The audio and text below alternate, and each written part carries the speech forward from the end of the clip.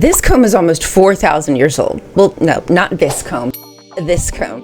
And yes, we're going to be talking about lice today. So if your scalp starts to tingle, congratulations, you are now emotionally connected to a Bronze Age through lice. Canaanite lice, louse, lices, ancient teensy-weensy scalp demons. Hello, my lovely goddesses and gods, or any deities in between. I'm Ryan, your culty BFF, and welcome back to Turn Back Time Tuesday, episode 2, where we look at ancient artifacts from Canaan, influenced by Canaan, or connected to the messy history filtered through the Bible. This comb was discovered at Tel Lachish, on land today controlled by Israel, but historically part of Palestine. In the Bronze Age, Lachish was a major Canaanite city-state and fortified urban center in the southern Levant. While it may not look like much now, this tiny broken comb gave us one of the earliest complete sentences ever found in Alphabetic Canaanite script. It comes from the early Canaanite alphabetic world that eventually fed into Phoenician, then Greek and Latin, meaning that the alphabet we use today has roots running back all the way through Canaan. So the next time you use the alphabet to nitpick someone in my comments, you can thank a Canaanite, and you're welcome. And Tel Lachish was not only a major fortified urban center, let me tell you, okay, you're probably sick of me, it is a treasure trove of goddess-coded artifacts. But we'll have to wait for another time to talk about those artifacts. For now, let's get back to the comb. It's carved from elephant tusks. Now, elephants likely were not roaming around Canaan at this time, so it's probably an imported item that traveled hundreds of miles through trade networks running through the Fertile Crescent.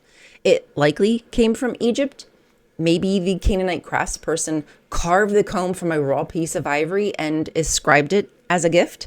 It's about the size of a stale Triscuit at a whopping 3.5 centimeters by 2.5 centimeters. It originally had teeth on both sides, wider teeth on one side for detangling and tiny fine teeth for removing lice, much like we have today. But it has 17 Canaanite letters, 7 delicately carved words into a complete sentence. And the tiny sentence says, "May this tusk root out the lice of the hair and the beard." And that means it's an incantation, like a wish or a charm, if you will, in the tiniest, teeniest little letters written by someone who must not have only been a literate person, but very skilled craftsperson to ward off or to root out the louse. It was a practical item with a practical incantation for a problem we are still affected by today. Anybody else still itching? And researchers actually found evidence of a head louse on it. So it definitely was not just a decorative item. The comb was being used. It was locked in and clocked in. Here is the part that irks me. The comb was excavated in 2016, but the inscription wasn't noticed until 2021 when a researcher by the name of Madeline Mumkoglu, pardon if I didn't say that right, examined the object and noticed the faint lettering, which is very Israel-style archaeology. If it says Yahweh, everybody faints and feigns. If not, it gets tossed aside for 5 years till someone studies it.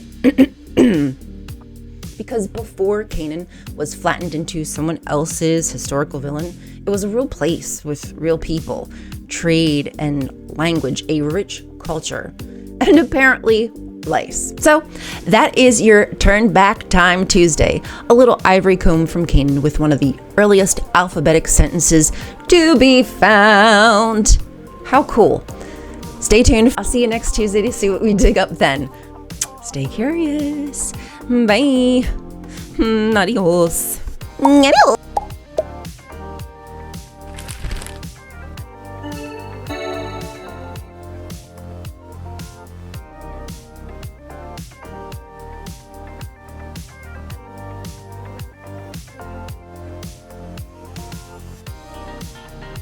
Aren't I pretty, Mama? Do you love me, Mama? Tell me I'm pretty, Mama.